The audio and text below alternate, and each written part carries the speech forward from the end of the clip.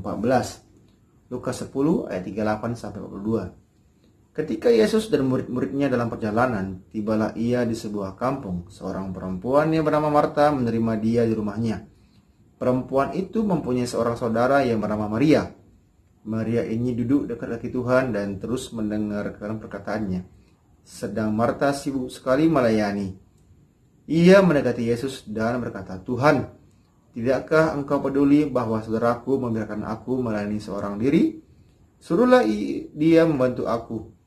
Tetapi Tuhan menjawabnya, "Marta, Marta, engkau khawatir dan menyusahkan diri dengan banyak perkara. Tetapi hanya satu saja yang perlu. Maria telah memilih bagian yang terbaik yang tidak akan diambil daripadanya." Ke-15, Lukas 11 ayat 1. Pada suatu kali, Yesus sedang berdoa di salah satu tempat. Ketika ia berhenti berdoa, berkatalah seorang dari murid-muridnya kepadanya, "Tuhan, ajarlah kami berdoa, sama seperti yang diajarkan Yohanes kepada murid-muridnya." Ke-16, Lukas 11 ayat 39-41. Tetapi Tuhan berkata kepadanya, "Kamu orang-orang Farisi, kamu membersihkan bagian luar dari cawan dan pinggan, tetapi bagian dalammu penuh rampasan dan kejahatan. Hai orang-orang bodoh, bukankah dia yang menjadikan bagian luar, dia juga yang menjadikan bagian dalam? Akan tetapi berikanlah isinya sebagai sedekah, dan sesungguhnya semuanya akan menjadi bersih bagimu." Lukas 12 ayat 41-44. Kata Petrus, "Tuhan, kamikah yang engkau maksudkan dengan perumpamaan itu, atau juga semua orang?" Jawab Tuhan, "Jadi siapakah pengurus rumah yang setia dan bijaksana yang akan diangkat oleh tuannya menjadi kepala atas semua hambanya untuk memberikan makanan kepada mereka pada waktunya?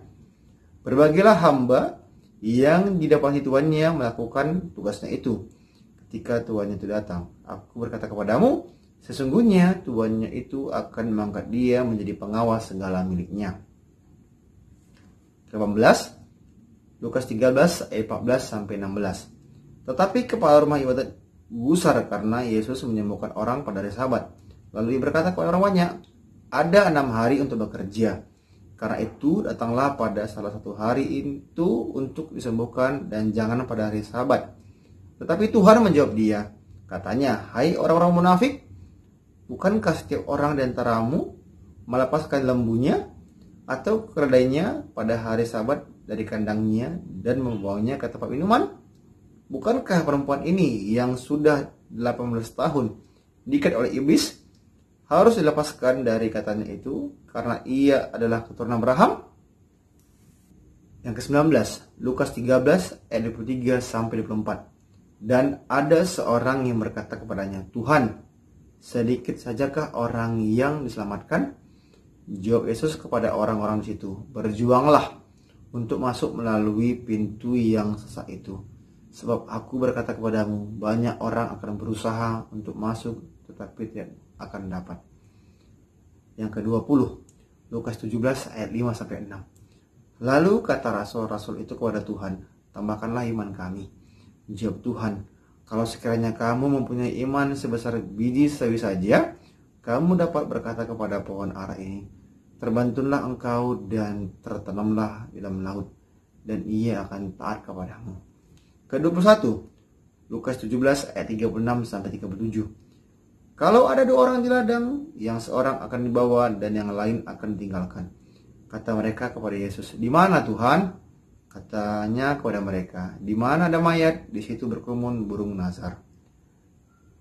Ke-22, Lukas 18 ayat 5-8. "Namun karena janda ini menyusahkan aku, baiklah aku mengendalikan dia, supaya jangan terus saja ia datang dan akhirnya menyerang aku." Kata Tuhan, "Camkanlah apa yang dikatakan hakim yang alim itu. Tidakkah Allah akan membenarkan orang-orang pilihannya yang siang malam berseru kepadanya? Dan adakah ia mengulur waktu sebelum menolong mereka? Aku berkata kepadamu, ia akan segera membenarkan mereka. Kan tetapi, jika anak manusia itu datang, adakah ia mendapati iman di bumi?" Ke-23, Lukas 18 ayat 40-42. Lalu Yesus berhenti dan menyuruh membawa orang itu kepadanya. Dan ketika ia telah berada di dekatnya, Yesus bertanya kepadanya, apa yang kau kehendaki supaya aku perbuat bagimu? Jawab orang itu, Tuhan, supaya aku dapat melihat. Lalu kata Yesus kepadanya, melihatlah engkau, imanmu telah menyelamatkan engkau. Yang 24, Lukas 19 ayat 5-10. Ketika Yesus sampai ke tempat itu, ia melihat ke atas dan berkata, Sakius, segeralah turun, sebab hari ini aku harus menumpang di rumahmu. Lalu Sakius segera turun dan menerima Yesus dengan sukacita. Tetapi semua orang yang melihat hal itu bersungut-sungut, katanya, ia menumpang di rumah orang berdosa. Tetapi Sakius berdiri dan berkata kepada Tuhan, Tuhan, setengah dari milikku akan kuberikan kepada orang miskin, dan sekiranya ada sesuatu yang kuperas dari seseorang, akan kukembalikan 4 kali lipat. Kata Yesus kepadanya, hari ini telah terjadi keselamatan kepada rumah ini, karena orang ini pun anak Abraham. Sebab anak manusia datang untuk mencari dan menyelamatkan yang hilang. Ke-25, Lukas 19 ayat 29-34. Ketika ia telah dekat Betfage dan Betania yang terletak di gunung yang bernama Bukit Zaitun, Yesus menyuruh 2 orang muridnya dengan pesan, pergilah ke kampung yang di depanmu itu pada waktu kamu masuk di situ. Kamu akan mendapati seekor keledai muda tertambat yang belum pernah ditunggangi orang. Lepaskanlah keledai itu dan bawalah kemari.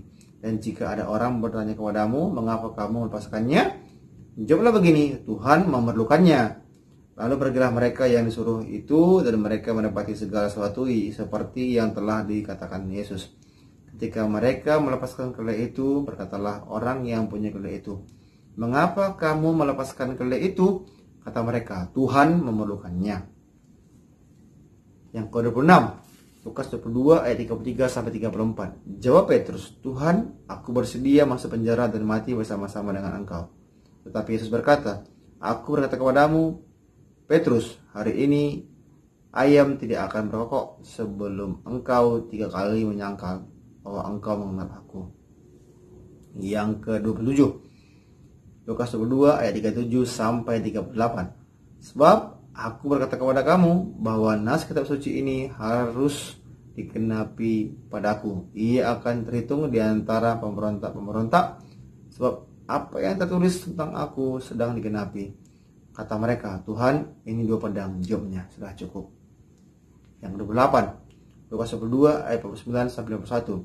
Ketika mereka yang bersama-sama dengan Yesus melihat apa yang akan terjadi, berkatalah mereka, Tuhan, mestikah kami menyerang mereka dengan pedang?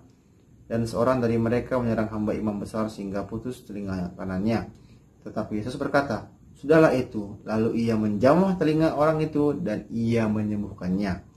Ke-29, Lukas 22 ayat 60-61. Tetapi Petrus berkata, bukan, aku tidak tahu apa yang engkau katakan. Seketika itu juga, sementara ia berkata, berkokoklah ayam.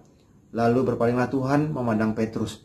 Maka teringatlah Petrus bahwa Tuhan telah berkata kepadanya, sebelum ayam berkokok pada hari ini, engkau telah 3 kali menyangkal aku. Ke-30, Lukas 24 ayat 1-8. Tetapi pagi-pagi benar pada hari pertama minggu itu, mereka pergi ke kubur membawa rempah-rempah yang telah disediakan mereka. Mereka mendapati batu sudah terguling dari kubur itu, dan setelah masuk mereka tidak menemukan mayat Tuhan Yesus. Sementara mereka berdiri temangu-mangu karena hal itu, tiba-tiba ada 2 orang berdiri dekat mereka memakai pakaian yang berkilau-kilauan. Mereka sangat ketakutan dan menundukkan kepala, tetapi kedua orang itu berkata kepada mereka, mengapa kamu mencari dia yang hidup di antara orang mati? Ia tidak ada di sini, ia telah bangkit. Ingatlah apa yang telah dikatakannya kepada kamu ketika ia masih di Galilea, yaitu bahwa anak manusia harus diserahkan ke tangan orang-orang berdosa dan disalibkan, dan akan bangkit pada hari yang ketiga.